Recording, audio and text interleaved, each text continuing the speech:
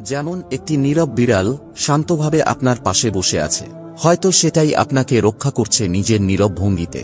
এটি আমাদের মনে করিয়ে দেয়, আল্লাহর পক্ষ থেকে রক্ষা সবসময় বজ্রধ্বনির মতো আসে না, কখনো সেটা আসে নীরবতায়, কোমল লোমে মোড়ানো অবস্থায়, শান্তভাবে আপনার পাশে হাঁটতে হাঁটতে।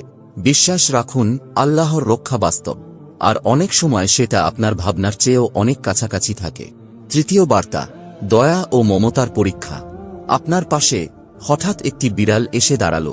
আপনি জানেন কি, এটা হতে পারে আল্লাহর পক্ষ থেকে পাঠানো একটি নীরব পরীক্ষা, আপনার চরিত্র, করুণা আর হৃদয়ের দয়ার এক নিখুঁত পরখ।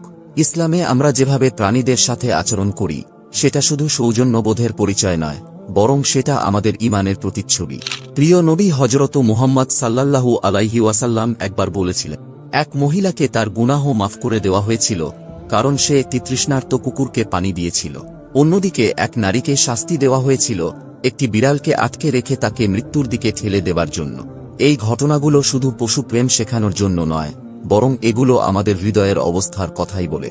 যখন কোনো বিড়াল আপনার দিকে এগিয়ে আসে, বিশেষ করে যদি তা ক্ষুধার্ত, অসুস্থ বা সাহায্য প্রার্থী হয়, তখন বুঝে নিন আল্লাহ আপনাকে একটি সুযোগ দিচ্ছেন। আপনি কি করবেন তখন? উপেক্ষা করবেন, নাকি মুখ ফিরিয়ে নেবেন, নাকি থেমে দাঁড়াবেন, তার উপস্থিতিকে স্বীকৃতি দেবেন এবং তার প্রতি মমতা দেখাবেন? এই মুহূর্তটাই আসলে আপনার আত্মার পরিমাপের সময়। আপনার জ্ঞান দিয়ে নয়, বরং আপনি কতটা আন্তরিকভাবে ভালোবাসেন তাই দিয়ে আপনার মান নির্ধারণ হচ্ছে। এই ছোট, সাধারণ মনে হওয়া মুহূর্তগুলো অনেক সময় আল্লাহর পক্ষ থেকে গোপনে পরীক্ষা হয়।